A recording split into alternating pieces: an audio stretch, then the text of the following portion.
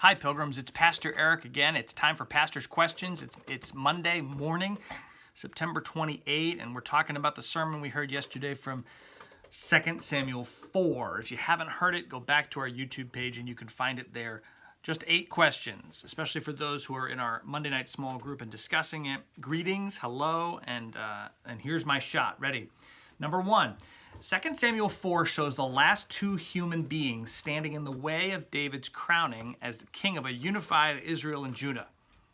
What are their names? It's an easy one. What are their names? Number 2. 2 Sam 4 also shows the last 2 human beings who worked together to tempt David to take the illegitimate way to the throne. What are their names? 3. How do you feel about the Bible's obsession with a legitimate king? Chapter after chapter, David is shown as above the frenzy, but why? Can politicians ever be legitimate after all? Couldn't David have rewritten these stories years later to show his legitimacy, even if he's not really legitimate? That's 3. We're dealing with legitimacy there. 4. Question 4. What details in the story show the principle of retributive justice, which, let me summarize, it's just an eye for an eye. You take my eye, I take your eye. That's justice. Is God one who honors such a principle? And if so, how can you be sure that God honors such a principle? 5.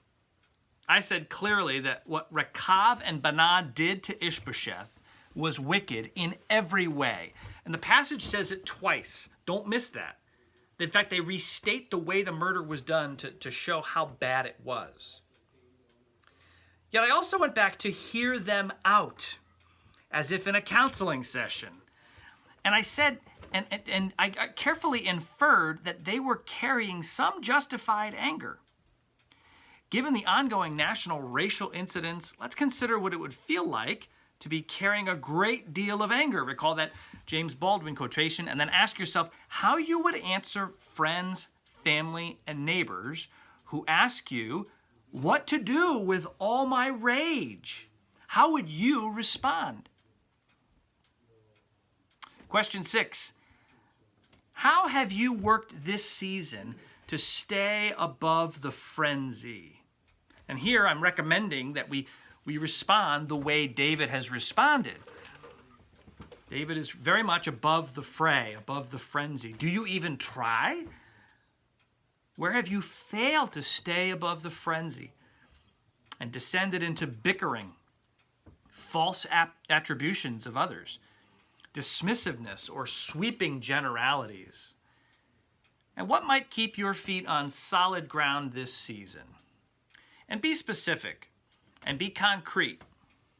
Just saying Jesus is not going to be enough for that answer. What might keep your feet on solid ground this season?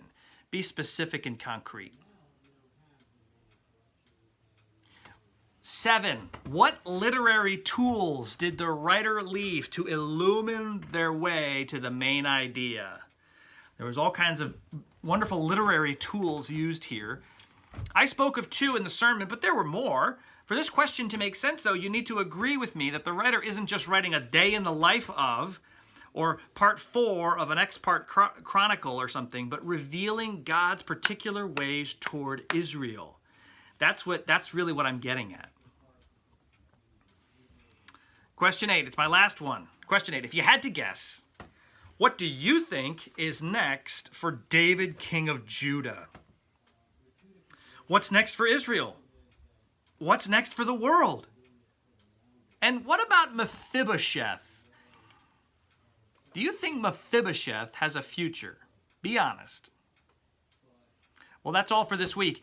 Go back to 2 Samuel 4. Make sure you understand what the writer's getting at. Meditate on it. Feast on it. And you can read ahead to 2 Samuel 5, where we'll be, Lord willing, together on this Lord's Day, Communion Sunday, October 4, 2020. We'll see you then.